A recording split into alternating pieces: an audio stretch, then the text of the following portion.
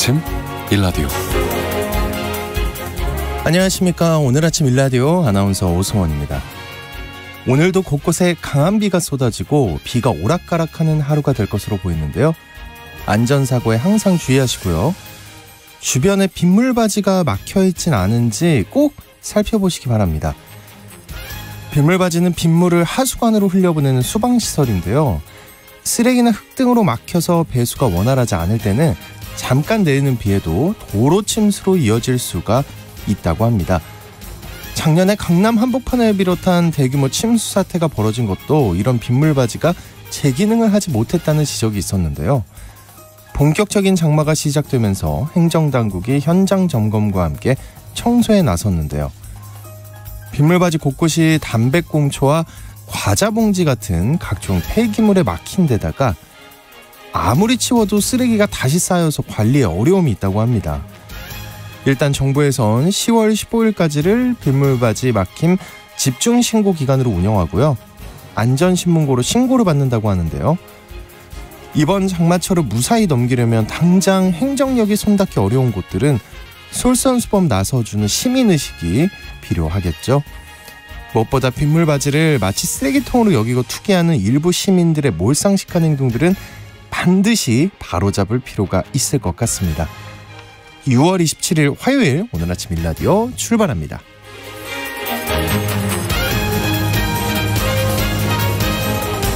네, 오늘 아침 일라디오 이 시간은 물론 KBS 일라디오의 모든 프로그램은 유튜브 KBS 일라디오 공식 채널이나 모바일 콩 어플리케이션을 통해 실시간으로 함께 하실 수 있습니다. KBS 일라디오 채널 구독과 좋아요, 댓글 많이 부탁드리겠습니다. 화요일 시간에는 농수산 뉴스 텃밭 가이드 시간 준비되어 있고요.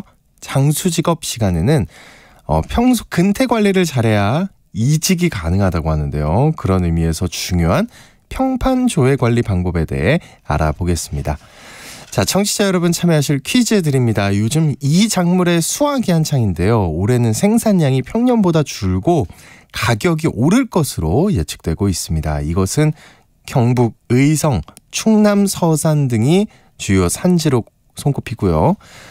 서산시에선 다음 달 초에 제철을 맞은 이것의 축제를 연다고 하는데요. 모든 음식 양념에 쓰이고 다양한 효능까지 갖춘 이것은 무엇일까요? 정답과 텃밭 가이드 시간에 궁금한 질문 있으면 보내주시죠. 추첨을 통해서 농촌진흥청에서 제공하는 웰빙 혼합 잡곡 세트를 한 분께, 또 향긋한 커피를 드실 수 있는 모바일 커피 쿠폰을 4분께 드리겠습니다. 방송에 참여하실 분들은 단문 50원, 장문 100원이 드는 유료 문자 샵 9730으로 보내주시기 바랍니다. 유익한 정보와 살아있는 이야기가 있습니다. KBS 오늘 아침 일라디오.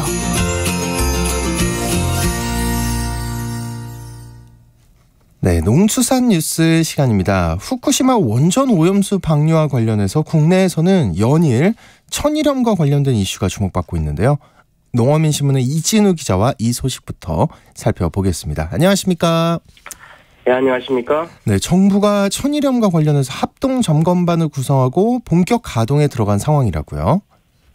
그렇습니다. 해양수산부가 천일염 가격 안정 그리고 공급 실태를 점검하겠다며 해양경찰청, 전남도 그리고 신안군 등의 관계기관과 합동점검반을 구성했어요. 지난 일요일, 그러니까 25일부터 현장 점검에 지금 들어간 상황입니다. 합동점검반은 천일염 생산과 유통 동향 그리고 출하전 보관량, 유통 이력 등을 집중적으로 점검한다고 하고 있습니다. 네, 근데 이게 정부가 전방위적으로 천일염 유통 실태 조사에 들어간 건데 한두 번 하고 끝나는 게 아니라고요? 그렇습니다. 이게 전국 생산량의 약 80%를 차지하고 있는 곳이 신안군인데요. 일단 신안군을 중심으로 매주 4회 현장을 점검한다고 합니다. 그러니까 신안군을 대상으로 보면은 매일 사실 점검을 한다 이렇게 봐도 무방할 것 같고요. 네. 여기에 대해서 신안뿐만 충청 지역과 경기 지역에서도 일부 천일염이 생산이 되고 있는데요. 이들 지역도 이제 점검 지역에 포함시켜서 점검을 더 확대할 계획이라고 합니다. 네, 수급 문제뿐만 아니라 안전성에 대한 우려도 제기가 되고 있는데 이 천일염에 대한 안전성 검사는 어떻게 하고 있나요? 일단 지난 4월부터 매월 10개소의 염전을 대상으로 방사능 검사를 시작을 했고요. 또 내달부터는 매달 35개 이상으로 이 방사능 검사를 확대할 계획이라고 합니다. 또 국내외 인정을 받은 민간 전문 기업과 함께 염전 그리고 또 염전 창고까지도 직접 방문을 해서 추가 검사를 실시하겠다고 계획을 하고 있고요. 또 특히 이력제와 품질 검사도 강화하겠다 이런 계획도 내놨습니다. 네, 그런데 이 이력제 업체가 의무적으로 또 참여해야 하는 거는 아니라고 해요. 그래서 지금 그렇습니다. 이력제라는 게 어디서 누가 어떤 내용을 언제 생산했고 또 어떻게 유통이 됐는지 이런 정보를 소비자들에게 전달을 하는 것이다 이렇게 보시면 될 것 같은데요. 네. 현재 소금 같은 경우는 국립수산물품질관리원의 생산자나 유통업자가 자발적으로 등록을 해서 이를 통해서 이력제에 참여를 하고 있는 상황입니다. 그러면은 필연적으로 이거 믿을 수 있나 하는 이야기 나올 것 같은데요. 그렇습니다. 이제 그럼에도 불구하고 현행 수산물 유통법에 따르면은 허위로 이력을 표기를 하거나 이력 표기 제품과 그렇지 않은 제품을 섞어서 유통하는 것은 금지를 하고 있고요. 네.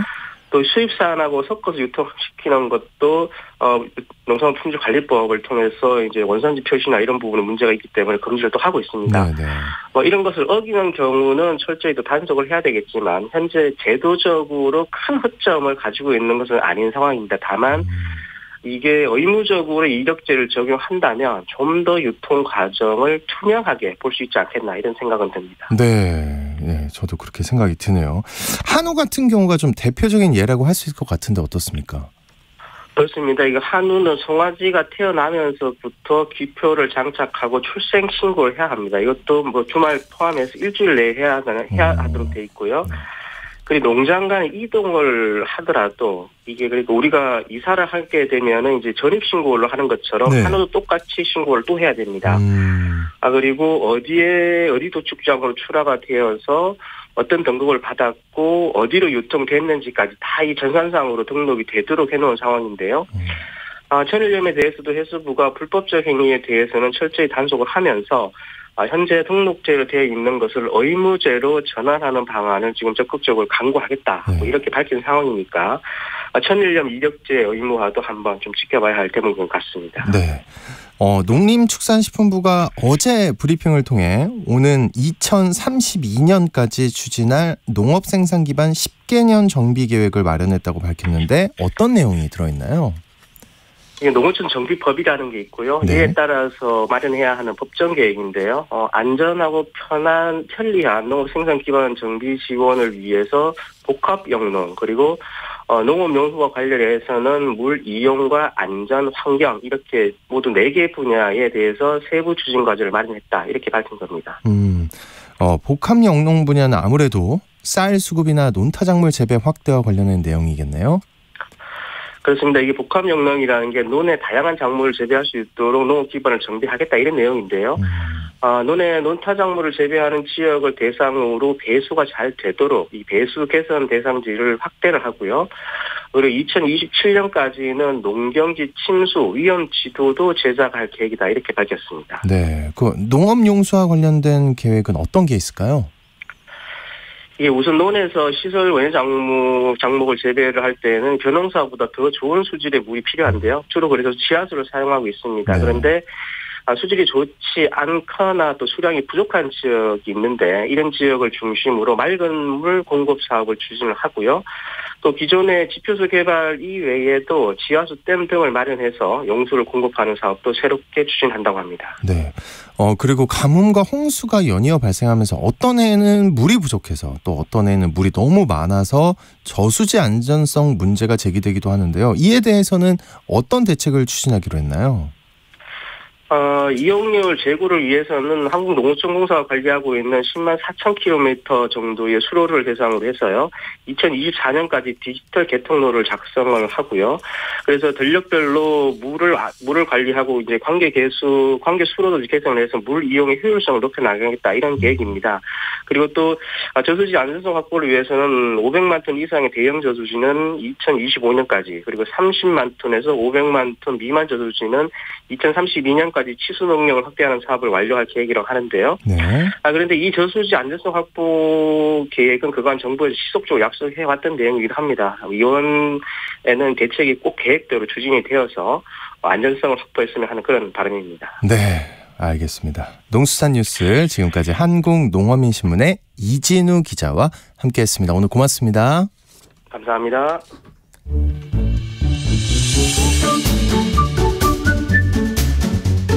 아침을 여는 기분 좋은 습관. KBS 오늘 아침 1라디오.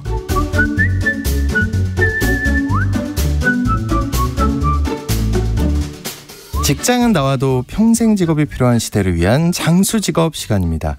IT 기술이 진화하면서 기업들이 빅데이터를 활용하는 등 혁신적인 기술을 도입하고 있는데요. 인사 분야에서도 온라인 지원자들에 대한 평판 조회부터 이력서 통합 관리까지 새로운 변화를 맞이하고 있다고 합니다. 인적 자원 관리 기술 시대를 맞아 직장인들의 평판 조회 관리 방법에 대해 알아보겠습니다. 커리어 비전의 최진희 대표님 나오셨습니다. 안녕하십니까? 네, 안녕하세요. 네, 인적 자원 관련한 관리에 대해서 요즘 HR 테크 이런 말을 써요. 이게 어떤 의미인가요? 테크 소리가 좀 많이 나왔죠. 아무래도. 약간 기죽었어요. 네. HR 쪽에서도 HR 테크가 나와 있는데요. 우리가 인적 자원 관리 HR 할 때 휴먼 리소스와 기술, 테크놀로지의 합성어라고 보시면 될 것 같습니다. 우리가 4차 산업혁명 이후에 뭐 클라우드라던가 AI라던가 빅데이터라던가 이런 핵심 기술들이 발전을 했는데요. 그게 인사 채용이나 인사 관리에도 적용이 돼서 인사 관리에 있어서 좀 효율성을 제고시키고 있습니다. 그렇군요. 그리고 이제까지는 보통 인사관리다라고 하면 인사 담당자나 뭐 인사 부서에서 이런 인사관리 평가를 한다던가 인사 채용 이후에 뭐 배치를 한다던가 뭐 평판관리 조회를 한다던가 이런 것들 뭐 노무 관련 문제들도 다 인사팀에서 알아서 다 해줬었거든요. 하지만 이런 코로나19가 초래된 이후부터는 언택트이다 보니까 이런 채용에 있어서도 좀 많은 변화가 있었습니다. 그리고 요즘 너무 불경기라고 하니까 신입은 안 뽑고 경력직 주로 뽑는다고 했잖아요. 그렇기 때문에 경력직을 많이 뽑는 기업들 같은 경우는 평판 조회가 정말 많이 중요하거든요. 그러다 보니까 이런 평판 조회를 전문적으로 할 수 있는 이런 HR 테크 기업들이 또 나타나기도 했었습니다. 네. 그래서 현재는 뭐 HR 테크 스타트업들이 엄청난 호황을 좀 누리고 있기도 합니다. 네네. 이런 HR 테크 스타트업이 뭔가 생겨서 뭐 인력을 뭐 채용을 대행한다거나 이런 시스템을 갖고 있는데 여기에 참여한 기업들도 만족도도 아주 높아서 많은 협업이 이루어지고 있고 이런 현상은 또 이런 HR 테크 스타트업이 우리나라에만 있는 게 아니라 세계적으로 글로벌적으로 다 똑같은 현상이 좀 일어나고 있는 실정입니다. 근데 궁금한 게 경력직을 채용할 때 HR 테크 기업들을 통해서 채용하는 이유가 따로 있을까요? 아무래도 우리가 보통 신입사원들이 1년 이내에 그만둔다고 많이 했었죠. 그래서 조기 퇴사라는 말을 했는데 이런 기업들이 조기 퇴사로 인한 업무 공백이 많이 생기기 시작을 하는 거예요. 기업 입장에서는 적시에 빠른 인재를 투입해야 업무의 효율을 올릴 수 있는데 이렇게 자꾸 퇴사를 하니까 그러면 좀 더 빠르게 채용이 이루어질 수 있는 방법이 뭘까라고 했을 때 인사팀 자체적으로 채용 공고를 내고 그 시간이 또 텀이 있기 때문에 이런 사이트나 이런 채용 시스템 기업들을 활용을 하는 편이기도 합니다. 그리고 가장 중요한 건 아무래도 데이터 기반으로 의사결정을 할 수 있다는 점이 좀 장점이기 때문에 이런 시스템을 좀 활용하는 것 같고요. 기존에 아무래도 인사 담당자도 사람이잖아요. 직관적으로. 그러니까 인간이기 때문에 직감에 의해서 사람을 뽑을 수도 있기 때문에 이러한 점을 조금 더 위험을 낮추고 그리고 데이터나 아니면 근거에 의해서 이 사람들을 직접적으로 채용할 수 있는 그런 하나의 의사결정을 내리는데 도움을 줄 수 있기 때문에 이런 시스템을 좀 더 활용하기도 하고 비용 면에 있어서도 사실 각각의 채용 사이트에 공고를 올리고 각각 공고 올린 걸 찾아가면서 확인하고 이런 시간적 비용적인 부분들이 많이 늘었는데 이런 HR 테크 이런 기업들이 있으면 하나의 그런 플랫폼에서 모든 게 다 이루어지기 때문에 기업 입장에서는 좀 더 손쉽게 인재를 뽑을 수 있습니다. 그렇군요. 빠르게 채용이 가능하다는 거죠. 그 경력직을 뽑을 때 주로 평판 조회를 한다고 하던데 이 평판 조회도 그럼 HR 테크 기업들이 대신해 주는 거예요? 네. 그래서 지금부터는 잘하셔야 될 것 같습니다. 왜 제 평판 들으셨어요? 네네네. 주변에 제가 아시는 아나운서를 통해서 평판을 이렇게 들을 수가 있었습니다. 뭐라고 하던가요? 이게 불안하잖아요. 그래서 이게 일상생활인 것 같아요. 지금부터는 내가 뭐 관리를 잘해야겠다고 이게 아니라. 전 포기한 지 오래돼서. 그렇습니까? 네네. 평판조회 플랫폼 중에 스펙터라는 새로운 HR 테크 기업이 있는데 이 스펙터를 통해서 채용하는 기업들도 만족도가 아주 많이 높다라고 합니다. 실제적으로 지원자가 제출한 이력서를 통해서 우리가 그 사람을 객관적으로 파악하기는 좀 어렵습니다. 왜냐하면 이력서하고 자기소개서에는 본인의 장점만 담고 본인이 보여주고 싶은 것만 좀 약간 과장한 부분들도 없잖아 있는데 그래서 좀 이 사람을 진짜 퇴사한 사유가 뭐야. 진짜 이 사람이 리더로서 만약에 경력직으로 뽑을 때는 팀원들하고 잘 관계가 좋나라는 것들을 확인하고 싶은데 이력서에서 지원자의 말만 듣기는 좀 위험성이 그렇죠. 크다는 거죠. 그래서 확인을 하기 위한 이런 평판 조회 시스템을 갖고 있는데 한 달 전에 사실 이거 있었던 일입니다. 제가 이 스펙터라는 이쪽에서 직원에 대해서 제가 등록을 직접 했었거든요. 그런데 항목이 우리가 65개 항목, 65개 항목이 있는 거예요. 저 입력하면서 정말 짜증 많이 났습니다. 정말 웬만큼 친한 사람 아니면 중간에 포기할 정도로 그리고 무조건 건성으로 제가 10점 좋다 이렇게 했더니 입력이 안 됩니다.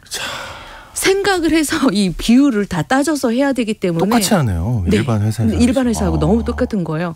그래서 제가 그걸 직접 해보면서 야 이건 웬만한 사람은 정말 해주기 힘든 과정이구나. 그래서 퇴사를 할 때도 내가 관계를 정말 좋게 관계를 맺지 않으면 이렇게 나를 위해서 누군가가 이 사이트에 등록해 줄 사람이 없다는 거죠. 너무 힘들 것 같은데. 심지어 그냥 친한 동료만 등록하는 게 아니라 인사권자가 등록을 해야만 됩니다. 그래서 동료와 인사권을 갖고 있는 상사가 그 안에 그 사이트에 나에 대해서 평판을 등록을 해줘야 내가 지원하고자 하는 기업이 그걸 보고 본인을 뽑아주는 거예요. 만약에 동료가 나에 대한 평판 조회를 등록을 안 해주면 내가 아무리 그 기업에 가고 싶어도 그 기업이 이 사람을 안 믿고 안 뽑아줄 수가 있다는 거죠. 그래서 좀 이런 부분들이 이제부터는 평판 관리 정말 잘해야겠구나라는 생각들을 좀 많이 하게 됐습니다. 네. 주로 어떤 것들을 보나요? 평판 조회를 통해서? 아무래도 평판 조회를 통해서 인성 부분 이건 이제 확인이 안 되니까 인성 부분을 많이 보고요. 전 직장에서 동료하고의 관계는 좀 어땠나. 아무리 실력이 좋다라고 해도 한 분이 이제 조금 인간관계에 있어서 막 좀 화를 좀 참지 못하고 욱해서 싸우고 막 이러신 분들도 좀 많이 있거나 아니면은 이제 우리가 법적으로 안 되는 문제들 이제 우리가 이제 성희롱 사건이라던가 아니면은 이제 공금횡령이라던가 이런 것들에 대해서 확인할 방법들이 없기 때문에 그런 없었어요? 그런 부분들을 본인이 얘기하지 않으면 저희가 알 수가 없잖아요. 사실. 그런 얘기를 하면 떨어지니까 절대 지원자는 얘기 안 하겠죠. 저는 회사는 어떻게든 알 수 있는 줄 알았어요. 이렇게 범죄 이력 조회나 이런 걸 통해서. 안 됩니다. 개인정보이기 때문에 절대 그렇게 하면 안 됩니다. 그래서 보통 기존에는 헤드헌팅 회사들을 많이 이용을 했어요. 그리고 이런 뭔가 그 직원들을 전화를 해서 그 주변 사람들을 통해서 이제 알아보는 철저하게 비밀을 보장하고 이런 알아보는 시스템으로 많이 했었습니다. 네네. 그런데 사실 그 주변 사람을 통해서 알아본다고 해도 이게 소문이 금방 나거든요. 그러니까 정말 실력 있는 분들은 회사를 다니면서 다른 회사로 이직하고 싶으신 거잖아요. 내가 실업자 상태가 아니고. 그런데 그 기업이 합격하면 좋지만 내가 이직하겠다라고 얘기를 했고 그 회사에서 우리 동료들한테 얘기를 했더니 동료들 사내에 소문이 쫙 퍼진 거예요.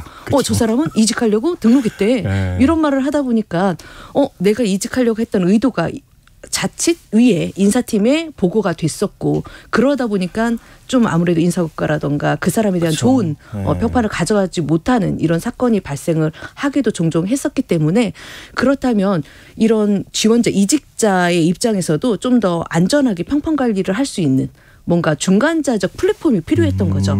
그런 틈새를 노려서 이런 HR 테크 기업들이 생산하기 시작을 한 겁니다. 정말 영리하고 똑똑합니다. 네. 그러면은 이 방송을 듣는 직장인들이 평판 조회를 대비하기 위해서 어떤 걸 준비해야 할까요? 이게 하루아침에 일어나는 건 아닌 것 같습니다.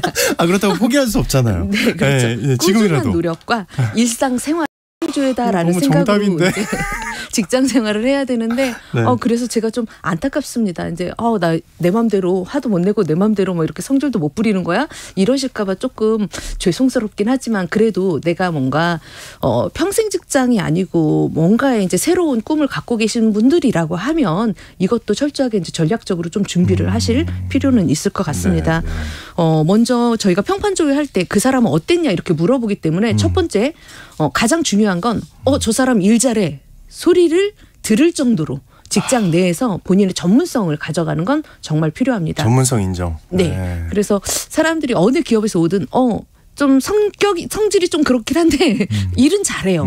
이렇게 하면 또 기업 입장에서는 또 그래 확실히 경력직에 있어서는 뭔가 일을 잘한다니까 뭐 그거는 성격 대비 경력을 인정해서 뽑아줄 수도 있기 때문입니다. 네. 그리고 이렇게 평판조회에서 누군가가 나를 거기에 등록해줄 정도의 정성스러운 관계, 동료와의 관계를 맺는 게 아주 중요합니다. 야, 그 어려울 것 같은데요. 60 몇 개를. 네, 그렇죠. 예전 같으면야 뭐 내 일만 잘하면 된다라는 생각으로 일을 했다면 지금은 내 일만 잘해서는 안 될 것 같아요. 동료 일도 좀 도와주시고 내가 뭐 도와줄 건 없어. 이렇게 팀플레이적인 그런 마인드를 좀 갖고 계시는 게 중요합니다. 그래서 동료들과의 이런 긍정적인 관계를 구축하는 데 조금 노력을 하셔야 될 것 같고요. 조직을 할 때 저 사람 일 잘해 소리를 들을 때 보면 누가 시켜서 하는 일이 아니라 스스로 일을 찾아서 하는 그런 모습들을 갖고 있는 분들이 대부분 일 잘해 소리를 많이 듣고 있습니다. 그래서 맡은 일을 하시는 것도 좋지만 조금 돌려서 내가 또 뭐 하나를 더 할 수 있을까라는 생각으로 솔선수범이라고 우리가 좀 얘기를 많이 하죠. 그런 자세를 보여주시면 좋을 것 같고요.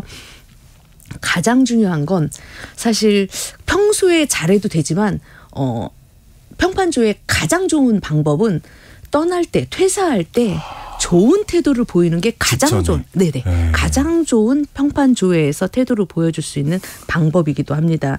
그래서 떠날 때 모습이 가장 기억에 남나 봐요. 직원들 사이에서. 혹시 떠날 생각이 있으시다면. 아니 지금 딴 거는 이미 끝났는데 네네. 제가 유일하게 할 수 있는 건 그건 것 같아서. 그래요? 이거는 잘 관리를 하셔야 될 것 같습니다. 알겠습니다. 제가 기관 평가를 해서 기관 컨설팅을 가고 있거든요. 그랬더니 그 팀장님이 너무 스트레스를 받고 계신 거예요. 왜 그러냐고 그랬더니 일주일 전에 그만두신 분이 계신데 평소에 너무 잘했고 관계가 좋았는데 실망을 너무 많이 했다는 거예요. 퇴사 시점에서 업무 인수인계도 제대로 이루어지지 않고 마음을 놓으셨구나. 사직서 쓰고 이틀 만에 안 나오신다는 거예요. 보통 우리가 기본적으로 한 달을 두고 사직서를 쓰고 업무 인수인계 본인이 맡은 업무에 있어서는 책임지고 이런 모습을 보여야 되는 게 예의잖아요. 그런데 그분이 바로 그만두실 때 그런 모습을 보였기 때문에 아마 그쪽에 이제 평판조회가 온다면 그 팀장님은 좋은 평가로 대답하지는 않으실 것 같아요. 이렇게 우리가 퇴사할 때 보여주는 모습이 평판조회에서는 아주 중요하니까 퇴사할 때도 좀 더 매너 있게 책임 있는 모습을 보여주셨으면 좋겠습니다. 네, 만약에 그러면은 전 직장에서 동료와 사이가 안 좋거나 화를 못 참았던 거예요. 평판이 안 좋았다 치면 이거 어떻게 해야 됩니까? 수습해야죠. 이제 수습을 해야 되는데 어차피 이게 평판조회하면 다 드러날 일입니다. 그걸 숨긴다고 해서 될 수 있는 일은 아니고 다만 이런 일이 있을 때는 자기소개서 부분에서 왜 그러한 일이 일어났는지에 대한 배경을 설명을 해 주시는 게 더 중요하죠. 어떤 일로 인해서 그런 사건이 있었고 그때 이런 문제가 있었는데 그걸 계기로 내가 어떻게 좀 배우게 됐다. 한 번 더 그러면서 한 번 더 성장하는 계기가 되었다라고 해서 솔직하게 인정하고 그 대신에 그로 인해서 내가 어떤 점이 변화됐는지 그 이후에 내가 변화된 모습들에 대해서 조금 기재를 해주시면 그나마 저희가 본인도 인정하고 있구나 알고 있구나 우리가 본인이 잘못을 인정한 사람이 좀 고쳐질 수가 있는 거잖아요. 네네. 그렇게 조금 표현을 해주시면 좋을 것 같습니다. 야, 신경 써야 할 일들이 정말 많습니다. 많은 것 같습니다. 네. 오늘은 직장인들이 알아둬야 할 HR 테크 시대 평판조회 관리 요령에 대해서 얘기 나눠봤습니다. 장수직업 커리어비전의 최진희 대표님과 함께했습니다. 오늘 고맙습니다. 네, 감사합니다.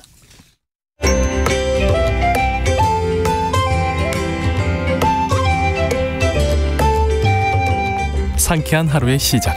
KBS 오늘 아침 1라디오. 도시 농부들의 텃밭 가이드 수원 씨앗도서관의 박영재 관장님과 함께합니다. 안녕하세요. 네, 안녕하세요. 네, 오늘 텃밭과 관련해서 궁금한 점이 있으시면 단문 50원, 장문 100원이 드는 유료 문자 샵 9730으로 지금 바로 문자 보내주시기 바랍니다. 자세하게 답변 드리도록 하겠습니다. 관장님, 장마가 시작이 된 것 같습니다. 네. 장마가 농사에는 도움이 되는 것도 있을 것 같고 걱정도 좀 있을 것 같은데 어떻습니까? 네, 남부지방부터 이렇게 장마가 시작되는데요. 감자는 다들 캐셨겠죠. 우리나라 농사는 네. 장마를 전후해서 농사가 또 일부 완성이 됩니다. 일부? 예. 네, 그래서 우리나라 계절을 4계절이 아닌 장마를 포함해서 5계절이라고 하자는 말도 있습니다. 네. 농사의 주작물은 이제 부식류라고 해서 양념 채소들을 좀 주로 재배하고 가을에는 또 이제 김장 재료를 이렇게 수확을 해서 양념 채소와 김장으로 이게 농사가 완성이 되는데요. 그 중간에 끼어 있는 장마는 농사에 커다란 이제 장애가 되기도 하고 농작물을 또 키우는 역할도 합니다. 주로 이제 곡식 작물들은 장마비를 받아서 쑥쑥 자라지만 채소 작물들은 장마에 피해를 입기도 합니다. 이제 강낭콩과 완두콩의 경우에는 콩꼬투리에 이렇게 털이 없어서 이렇게 장마철에 비를 맞으면 꼬투리 안으로 물이 스며들어서 콩이 싹이 납니다. 네. 그래서 미리 이제 뿌리째 뽑아서 비가림된 곳에서 말려야 됩니다. 네, 그래서 꼬투리가 푸른 것은 꼬투리를 비틀어서 수확해서 이제 밥에 넣어 먹어야 하고요. 네. 꼬투리가 노랗게 마른 것은 수확을 해서 다음 농사에 이제 종자로 활용하면 됩니다. 네, 그 콩 이야기를 하셨는데 4777번님이 강남콩을 봄에 심어서 지금 수확하고 있는데 6월에 한 번 더 파종이 가능한가요? 이런 질문을 주셨는데 어떻습니까? 네, 장마가 그치고 7월에 완두와 강낭콩을 다시 파종하면 11월에 이렇게 수확할 수가 있습니다. 이렇게 1년에 이제 2번 수확할 수 있는 콩이라고 해서 두벌콩이라고 이렇게 부르기도 합니다. 그리고 그루가리라는 말이 있는데요. 네. 봄작물을 파종한 자리 그루터기에 파종하는 것을 말합니다. 봄에 밭을 만들고 파종을 했다면 네. 봄, 가을에 봄작물 수확 이후의 농사는 밭을 새로 갈아서 이렇게 일항을 만들지 않고요. 수확한 자리에 그루터기 자리에 그대로 파종을 합니다. 그대로요? 네. 그래서 구루가리라는 말을 사용합니다. 완두를 보리콩이라고도 하는데 보리 베어낸 자리에 파종하기 때문이고요. 강낭콩을 감자밭콩이라고 하는데 감자를 수확하고 난 자리에 심기 때문입니다. 그렇군요. 근데 좀 더 있다가 장마 끝나고 해야 된다고요? 네. 보통 우리 장마 기간이 한 달 정도가 되는데요. 네. 7월에 장마가 그치자마자 파종을 합니다. 씨앗이 비가 집중해서 내리는 시기에는 땅속에서 골아버리거든요. 그래서 잘 자라지 못하기 때문에 장마 그치기를 기다려서 파종하면 됩니다. 토종콩이나 수수, 팥 이름에 구루라는 이름이 붙은 구루콩, 구루팥, 뭐 구루수수 뭐 이런 게 있는데 네. 이렇게 파종해서 파종을 이렇게 7월에 해서 수확하는 품종으로 재배 기간이 비교적 짧은 품종들을 이렇게 부릅니다. 그렇군요. 그 장마철에 좀 특별히 신경 쓸 일이 있다면 어떤 일들이 있을까요? 네, 지난 시간에도 말씀드렸는데 장마철에는 습도가 높아져서 네. 병해충이 많이 생길 수가 있거든요. 네. 그래서 풀 관리를 잘 해서 너무 습도가 오르지 않도록 관리를 해야 병충해가 없고요. 그리고 액비로 틈틈이 비 개는 사이에 영양 관리를 해줘야 장마 끝난 다음에 많은 수확을 기대할 수가 있습니다. 또 흙이나 풀들이 이렇게 쓸려 내려가 막혀서 물 웅덩이가 생길 수도 있어서 물 잘 빠지지 않는 곳이 없는지 한번 밭을 잘 둘러보셔야 되고요. 작물들이 햇볕이 부족해도 키는 또 잘 자랍니다. 그러니까 지주대 세워서 묶어뒀던 녹근들도 차례차례 윗줄로 이렇게 옮겨서 묶어줘야 합니다. 장마의 끝이 대개는 이제 태풍으로 이게 끝나기 때문에 작물 줄기나 가지가 이렇게 부러지지 않도록 지주대 묶어주는 관리를 잘 해주셔야 합니다. 그렇군요. 그 지난 시간에 문자나 게시판으로 사연 자세히 남긴 분들 중에 7월 초에 조선파 씨앗을 보내드리겠다고 했는데요. 그런 분들이 많았어요. 조선파랑 일반파랑 어떻게 다른가요? 하는 분들이 많더라고요. 네. 어떻게 다릅니까? 먼저 일반파는 외대파라고 이렇게 부릅니다. 네. 주로 품종 이름은 이제 석장 품종인데요. 잎에서 아래쪽 줄기에 이르기까지 매끈하고 하얀 부분이 길게 뻗어나와서 키가 좀 큰 편입니다. 근경이 하얗고 매끄러워서 많이 소비되고 있는데요. 하지만 조선파에 비해 육수를 내거나 했을 때 맛에 노린내가 난다는 평가가 많습니다. 그냥 먹으면 괜찮은 건데 육수 낼 때 별로. 네, 육수로 이제 비교가 되는 거죠. 이에 비해 이제 조선파는 뿌리 바로 윗부분 줄기가 동그랗고 통통하고 또 맛으로 치면 이제 달고 순하다는 평가입니다. 네. 결정적인 차이는 겨울에 월동할 수 있는지에 있는데요. 조선파는 겨울에 노지에서 잘 월동하는 데 비해서 외대파는 안으로 들여놓지 않으면 이제 얼어 죽는 그런 파입니다. 이렇게 조선파는 겨울이 돼서 잎은 사그라들지만 땅속 줄기는 월동을 해서 봄에 싹을 틔우는데 이렇게 이른 봄에 땅을 뚫고 나오는 파를 운파라고 합니다. 네. 조선파도 근데 종류가 여러 가지라고 들었는데 맞나요? 네, 조선파 종류로는 한약재로 사용했던 약파라는 게 있고요. 뿌리를 단 땅속 줄기가 주황색 껍질을 싸고 있어서 황파 또는 이제 똥파라고 하는 것도 있고요.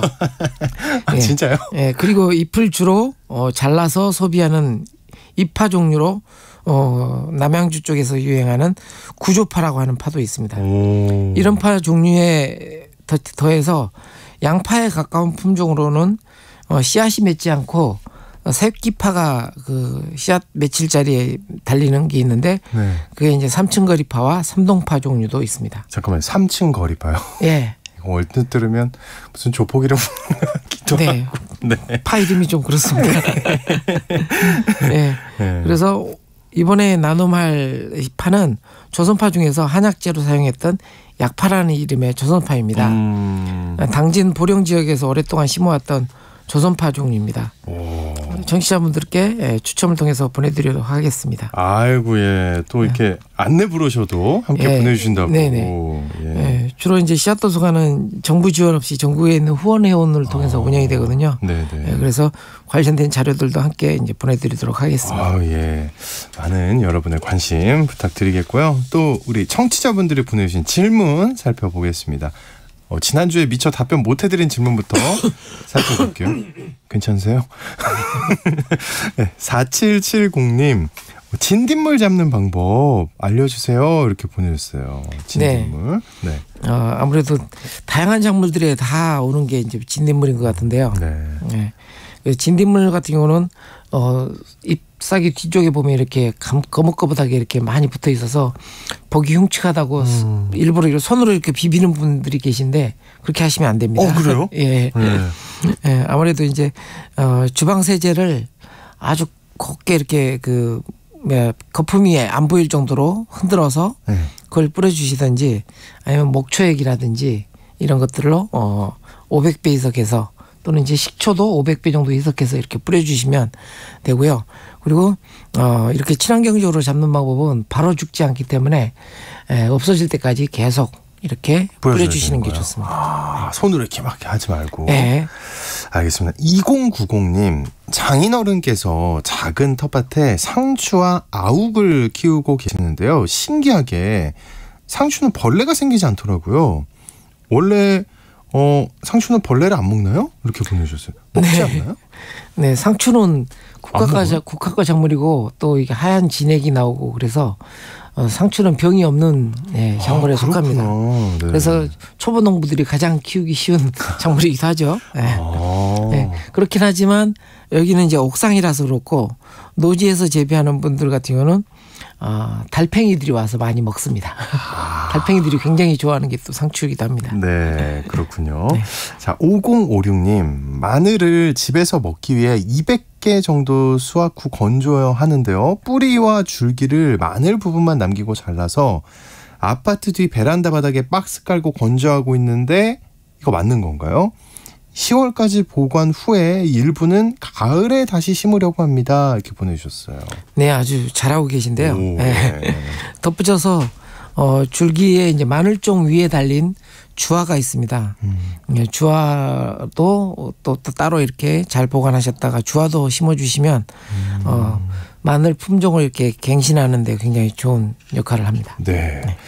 자, 너무 잘하고 계신다. 네, 6916님. 요즘 비닐을 깔고 땅콩을 심었는데요. 꽃이 폈어요. 그러면 이때 비닐을 찢어줘야 하나요? 아니면 그대로 둬도 되나요? 하고 보내주셨어요. 네. 아마 이제 비닐 멀칭을 한 다음에 땅콩을 심으신 모양인데요. 꽃이 피면 이제 꽃 밑에 있는 자방이 이렇게 땅 속으로 이렇게 파고 들어가 가지고 그 안에서 땅콩이 달립니다. 그래서 흔히 뒤에. 네. 그래서 흔히 이제 땅콩을 낙화생이라고 하죠. 네. 근데 이제 이 비닐이 땅콩용 멀칭 비닐도 있습니다. 그건 얇아서 그냥 뚫고 들어가거든요. 근데 이제 굉장히 두툼한 비닐을 깔으셨다면 이렇게 따로 꽃이 그렇군요. 이렇게 자라서 며칠짜리를 좀 뜯어서 파고 들어갈 수 있는 자리를 만들어 줘야 됩니다. 그리고 이때 이제 가장 중요한 게 땅콩 수확량을 늘리는 방법은 땅콩 포기의 가운데를 이렇게 벌려서 그 위에다 거름하고 흙하고 반반 섞은 흙으로 이렇게 북주기를 해주면 수확량을 한 3배 정도로 늘릴 수가 있습니다. 3배까지요? 네. 와, 그렇군요. 꼭 해야겠는데요. 네. 7488님, 마늘 수확 후에 어떤 걸 심으면 좋을까요? 하고 보내주셨어요. 네. 보통 이제 장마 전에 이렇게 수확을 하고 나면 땅에 빈자리가 있는 것을 못 참는 분들이 굉장히 많으신 것 같아요. 네. 아까 설명드렸듯이 완두나 강낭콩 이렇게 심으셔도 되고요. 또 이제 빨리 심을 수 있는 게 당근이라든지 아니면 양배추 이런 작물들은 7월 달에 심어야 이제 12월 달에 수확할 수 있기 때문에 그런 작물들을 권해드립니다. 네. 자, 0961님. 애플 수박을 심었는데요. 넝쿨을 어떻게 관리해야 될지 어려워요. 팁을 알려주세요 하고 보내주셨습니다. 네. 요즘 최근에 나온 품종 중에서 애플 수박이 굉장히 인기를 끌고 있는데요. 보통 이제 다른 수박들은 땅에 이렇게 기계해서 이렇게 키우는 데 비해서 애플 수박은 이렇게 넝쿨을 위로 올려서 이렇게 지주대를 삼아서 이렇게 올리는데. 근데 그게 버틸 수 있나요, 무게를? 애플 수박이 조그맣기 때문에 그렇게 많이 키우시는 것 같아요. 네. 근데 애플 수박도 수박이기 때문에 다른 수박처럼 순지리기를 해줘야 되는데요. 보통 이제 어미줄기에 이렇게 열매가 달리게 하는 게 아니라 아들줄기에 달리게 할 수 있도록 그 줄기가 어미줄기인지 아들줄기인지 이렇게 족보 관리를 잘 해줘야 됩니다. 네.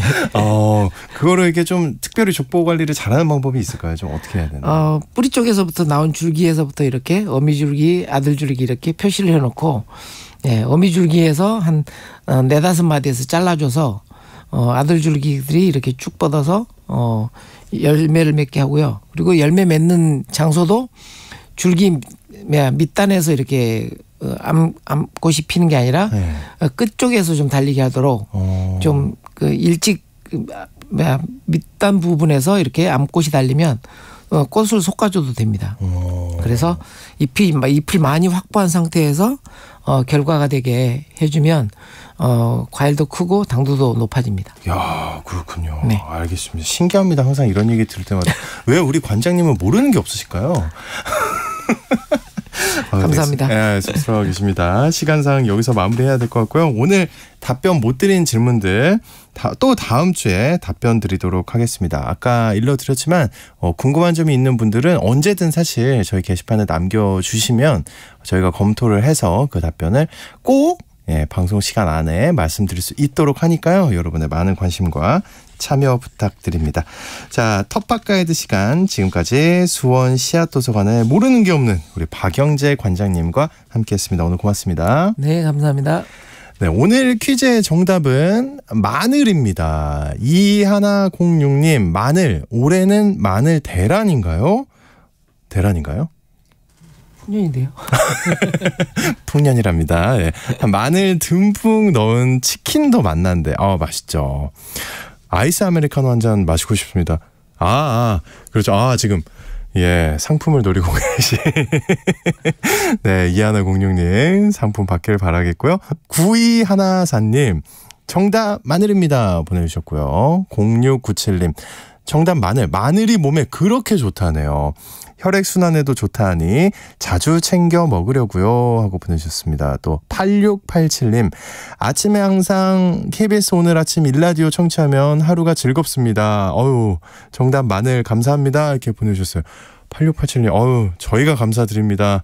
항상 내일도 하루가 즐겁길 바라겠습니다. 저희는 내일 다시 기분 좋게 돌아오겠고요.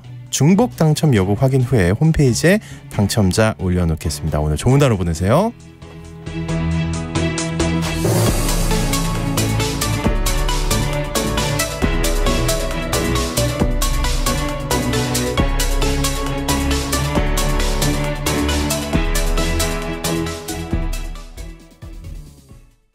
일 년에 한 번 이상 농지를 경운하고 용배수로를 정비하여 농지의 기능 유지에 최선을 다하는 우리의 청년들, 영농이 불가능한 폐경지를 제외하고 직불금을 신청하는 우리의 할머니, 할아버지, 영농 폐기물 분리수거, 영농 기록을 작성하는 우리의 부모님, 이분들은 농업 농촌의 공익 기능을 증진하는 대한민국 농업인입니다.